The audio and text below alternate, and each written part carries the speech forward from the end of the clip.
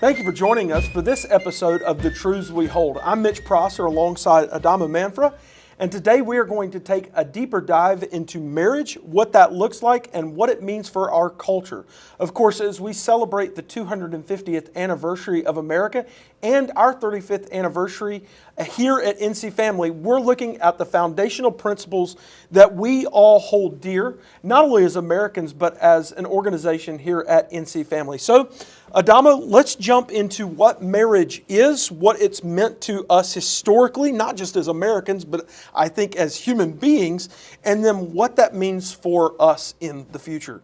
Adama, how does marriage, as we know it today, fit into the original language of the truths we hold? Sure. So as you mentioned in our series, we're kind of going back to the Declaration and kind of framing our whole reflection on that. And again, that declarative statement is always appealing to the rights inalienable and given to us by our Creator. So we continue to say, as we said in last month's episode on life, that it's something that comes from God, that the government recognizes, does not create, does not define on its own, but recognizes as existing and then defends.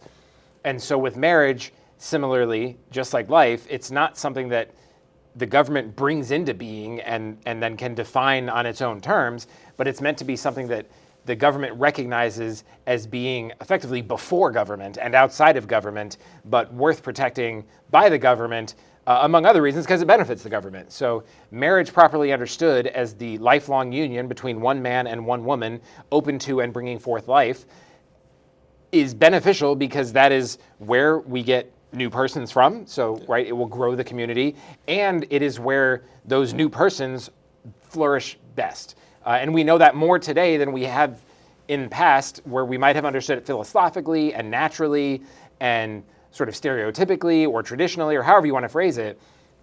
But we now today have more evidence than we have ever had in the history of mankind to show that children that are raised in a home with an intact marriage between their father and mother, their biological parents, are like standards of deviation better outcomes than children who are in other circumstances. And that certainly is not to say that those other circumstances are inviolable or invaluable or problematic, or that a single mother through no fault of her own or whatever circumstances bring that about, that's now a bad thing. But it is to say that we shouldn't be aiming for something other than that model.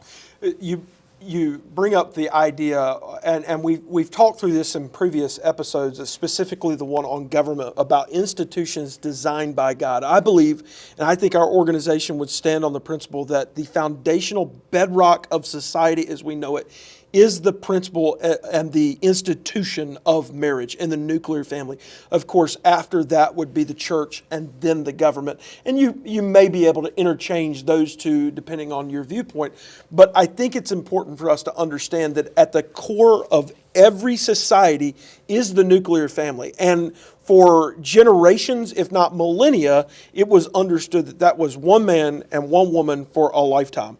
And so as we work through that, and you pointed out the procreative nature of the marital bond, we've talked a little bit about how marriage is viewed today, the difference between a contract and a covenant. Let's talk a little bit about that, because I think there has been some sort of interchangeability today when it comes to marriage, and if I don't like it, I'll just get a new one. It is truly a covenant between two people and God, their Creator, before God. And so let's walk through that just a little bit. Yeah, I think that's a great point that you bring up, and we typically only hear this in faith circles these days. But when you go back to the ancient language of covenant, it wasn't exclusively a faith issue. Although nowadays, to talk about marriage that way, you're screaming modern Christian at that point. Nor do you hear contract very often. Sure. Not that you should, but yes. But distinguishing these is very helpful. So in a contract, right, it's typically an exchange of services or goods or money or something like that. With conditions. You do this, I'll do that. Exactly. Yes. And if I don't fulfill my side, I don't have you're to do free that. from your side. A covenant, on the other hand, is an exchange of persons unconditionally, effectively. And so I will be your people, you will be my people. Your God will be my God will be your God. I will be your God, and you will be my people. These kinds of things are not conditioned on, well, if you do X, then I will be your people and you will be my people. But if you fail to do that, then those go away. They're meant to be a full surrender without condition. And so when you have this contractual sense of conditioned based, if I do X, then you'll do Y. When you go into marriage with that, you start compromising a lot of the lifelong nature of it as well. Right. Because if I go into marriage with my wife thinking, yes, I'm your husband until death, as long as you do fill in the blank with whatever stereotypical thing you think I think my wife should do for me, then I go in waiting for her to fulfill her side in order to do my side. Just like I certainly wait for my power to be on before I pay my electric bill. Because that's a contract, right? I signed that contract saying I will pay you to keep my lights on. If you don't, I won't. And so this is not meant as a marriage primer or anything like that. Trust me, but I do think it's important for us to understand that you can't go into this idea of marriage even with a 50-50 split. Well, if you do 50% and I do 50%, well, I think the math is right. That's 100%. And no, if a man and a woman decide that they are going to enter into this covenant before God and the witnesses that are surrounding them, which is a great thing, by the way, then it's a 100-100. I will do everything I can possibly do to honor and love you. And then the other person says, I will do everything I can possibly do to honor and love you, and we will do that before God. That itself is the bedrock of society. That is the institution that I believe God set up for us to follow, and that helps families not just survive, but thrive. And children thrive in that context. When a mommy and a daddy love one another, they're not perfect, but they love one another, and they promote an environment of health and well-being for those children. Yeah, exactly. And when you go in with that, even just the percentage mindset of you're thinking conditionally. And I think that lends to what we see so much today of prenups and no-fault divorce and other mindsets of you're going into this relationship with this built-in suspicion or open door, like the back door is unlocked, right? Could There's fail. a way out. Right. I'm going into this thinking, but it could end. And with the proliferation and widespreadness of no-fault divorce, and it's almost easier to get divorced than it is to get married these days, quite frankly, that it makes marriage hard to even understand because there's not that sense of I am giving all of myself to this and she is giving all of herself to this, but there's this sense of I'm in this until it stops making me happy or until it stops satisfying me or until they stop being what I want and then I can go. And to your point, modeling that for the children as well. Good. There's even recent evidence that the relationship between the father and the mother can produce like metabolic health in small children, that in the first 6 months of life, when you check the health, if the father is home and has a healthy relationship with the mother in front of the baby is physically healthier from that. Not only that, to your point of modeling, if we're going to break this generational cycle, because that's really what it is at this point in the disintegration of not just what marriage is, but the practice of marriage with its interchangeability, that contractual relationship. It's important for us to model that for our children. No, it's not always easy. Trust me, to live with me is a very difficult thing. I love you, honey. But it's important for our children to see that through the thick and the thin, through almost as if it were in sickness and in health, and richer and poorer, in the good times and the bad, whatever vows you took there at that altar before God and these witnesses, that you do so in a way that's so important. It's important for our children to see if they are going to model that healthy relationship for their children for generations to come. And as we talk about the bedrock of society and marriage and the nuclear family being that, as we talk about on the next episode, which will be on parenting and how we raise children, let's talk a little bit as we wrap up today on what it looks like for marriages in North Carolina to thrive. We've talked a little bit about the origin.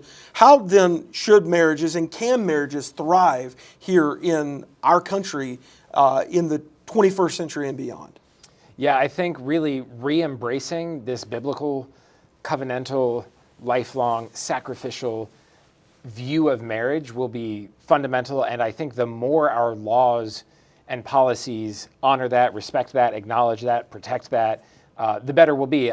We not long ago have written on tort laws, Hartbaum torts, and how those bring civil penalties attached to infidelity and other such related things.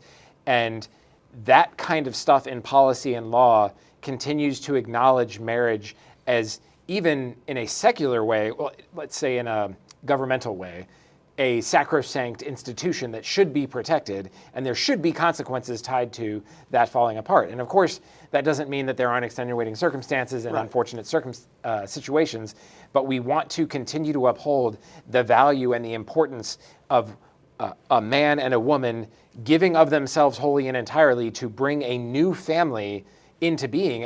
And to harken back a little bit, you mentioned earlier that as the bedrock, the primary sort of building block of society, both the church and the state. And I think we want to push back against a more atomistic approach to things that I think the secular world is trying to do, that it's like the state straight to the individual. And so the parents are almost just babysitting until there's a voter. And so we want to we want to set that aside and return to recognizing that no, the family is where the individual exists. And that the family, the more intact the family is, the more the family is the entity engaging with the community, with the church, with the town, with the county, with the state, with the nation. And in so doing, it will bolster, it's in the name NC Family, right? We want the family to thrive, not just as individuals, but as a family as such. We want the children to thrive in their family. We don't want the children to thrive despite their family or outside their family or, as just providential and coincidental, but through their family. We want to maintain that relationship because that doesn't go away. I mean, your parents are your parents forever. And so the healthier their relationship, the healthier your relationship with them. And the other way, the healthier my relationship with my wife and that yours is with yours, the better our relationship will be with our growing many children, both now and for the next generation and the next generation. Right. Well, it's a certainty that strong families make a good country and good churches. And for 250 years, we have appreciated what strong families have done for our country, and that bedrock, those building blocks of our society being strong families. And it is also certain that a good marriage is at the foundation of a good family.